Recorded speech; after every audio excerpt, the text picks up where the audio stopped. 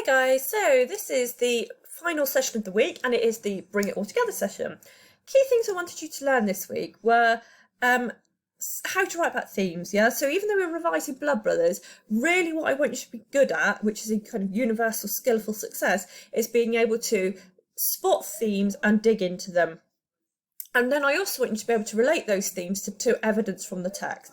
So we've done that. We started off obviously with this diagram, being able to identify what the topics of the play were, the related messages, the links to the real world and how they give us a bigger message about human nature.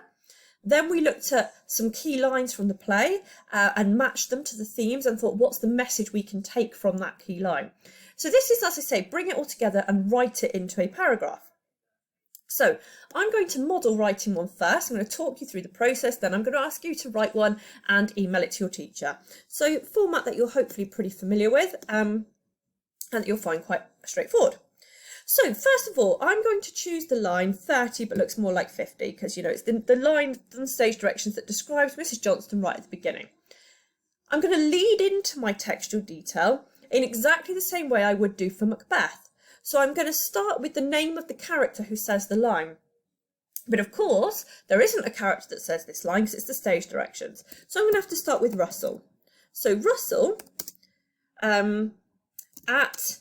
the beginning of the play. So I start with the name of the person who says it, when they say it, and I put the when bit in commas, describes Mrs. Johnston in the stage directions as, and then I need to open quote marks because I'm going to give my line 30 but looks more like 50.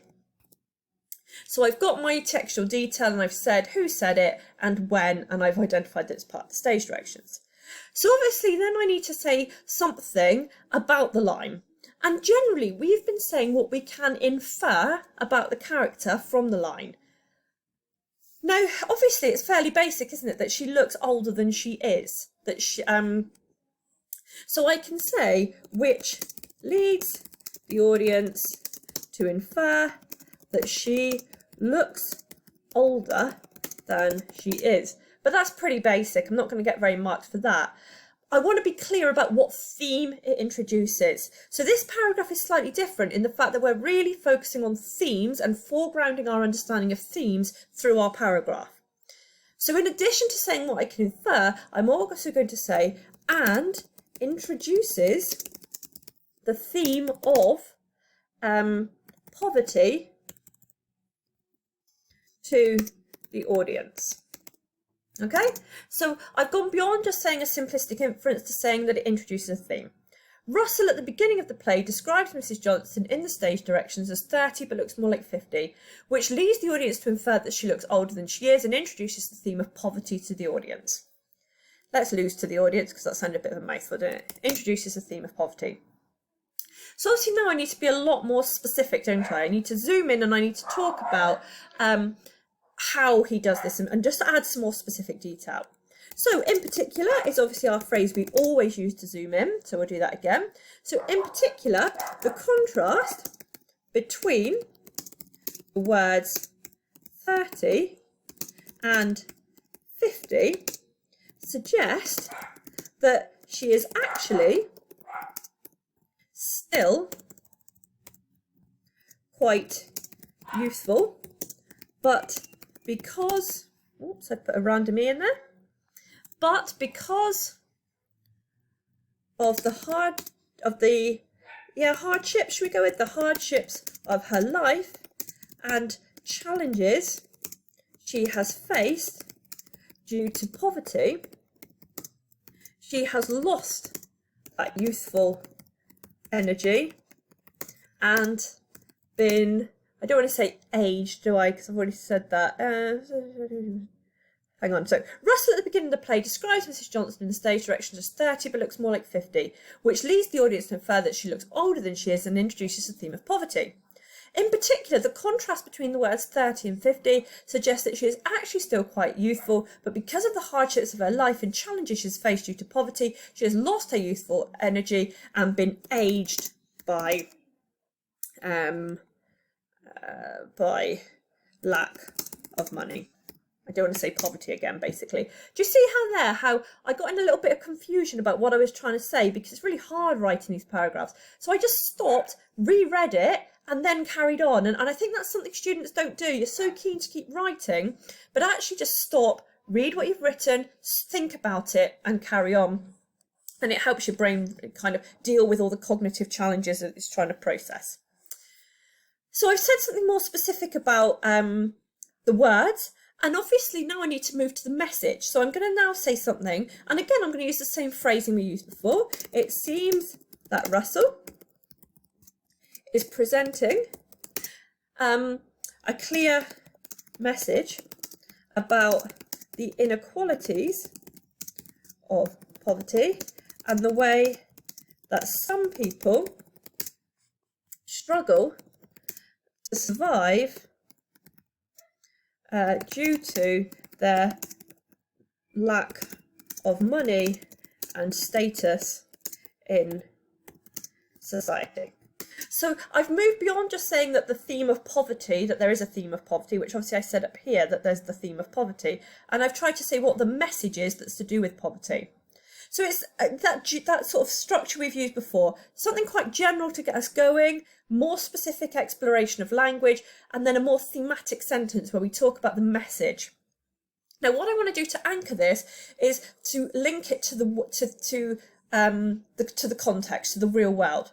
And I'm going to use a not only but also sentence.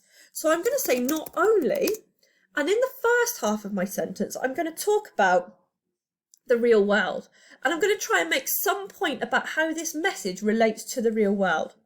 So not only does this reflect 1980s Britain, and obviously I need to say how, so I'm going to use the conjunction because that leads me to say why. Not only does this reflect 1980s Britain because it was a time of mass unemployment when many working class people struggled to survive on low incomes.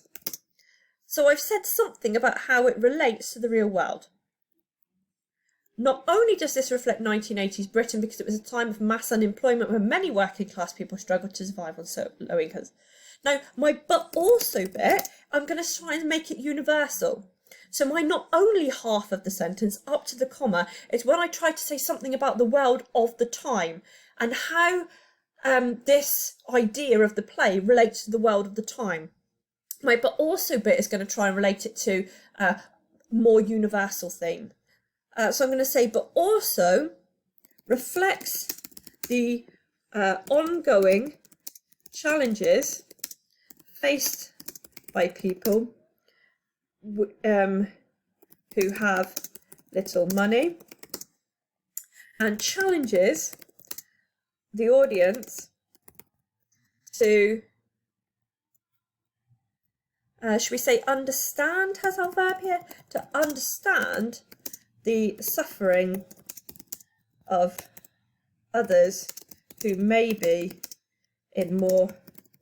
living in poverty, let's say. Maybe living in poverty. So can you see how the first half of my sentence is very specifically about how this is a reflection of 1980s Britain, but it also is bigger, it's also ongoing challenges. So I'm trying to show I understand how this play is time specific, it's a representation of issues of a certain period, but also has messages that I can still take today in the 21st century.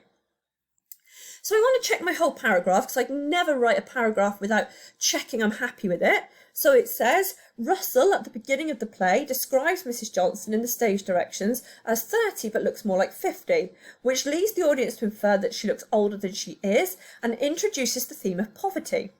In particular, the contrast between the words 30 and 50 suggests that she is actually quite youthful.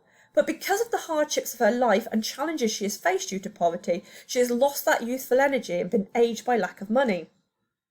It seems that Russell is presenting a clear message about the inequalities of poverty and the way that some people struggle to survive due to their lack of money and status in society. Not only does this reflect 1980s Britain, because it was a time of mass unemployment where many working class people struggled to survive on low incomes, but also reflects the ongoing challenges faced by people who have little money and challenges the audience to understand the suffering of others who may be living in poverty. Okay, so I think I'm happy enough with that as a starting point. There's things like we could develop as we internalise this process. So, unsurprisingly, what I would like you to do is to choose any other line. Do not pick 30 but looks more like 50. Picking that line is banned. Don't send me paragraphs where you've written about the same line as me, because that doesn't challenge you enough. Pick any other line from this list and use mine as a model to help you to write your own paragraph about that line. What I'm going to show you on the next slide are some sentence stems. So if you find using mine as a model a bit hard, there's 6 sentence stems as well.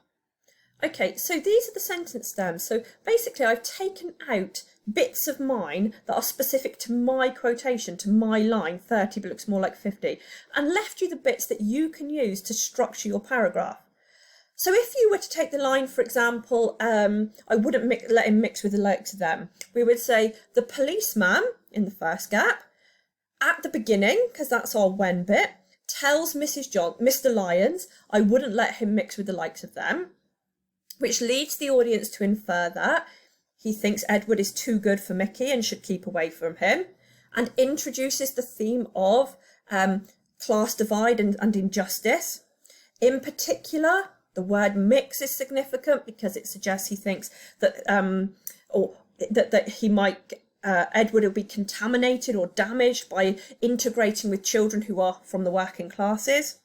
It seems that Russell is presenting a clear message that the working classes are treated unfairly and seen as inferior to the middle classes, and that this is not conducive to a good society.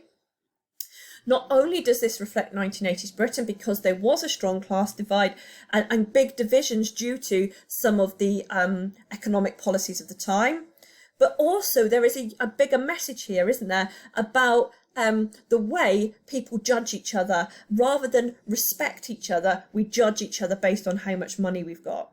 So you would just use these sentence stems to build that paragraph. This line is banned, pick any other, use the notes you've made, use my paragraph, use the sentence stems, write your own paragraph. Please email this to your teachers. You can, obviously I've made that walkthrough video and I've shared it with you all, which will help you to, if you're not sure how to send work. The best way is to log on to the college email system, take a photograph of your book, attach it to the email and send it to your teacher. That way we can see what you're learning, give you very personal feedback. Well done to those of you who've been sending a lot of work. It is really appreciated. Some of you may not be able to because of technology or what have you, which is of course fine, but any of you who can, please make the effort to send us your work. Thank you guys, have a lovely rest of the week, and I'll see you next week.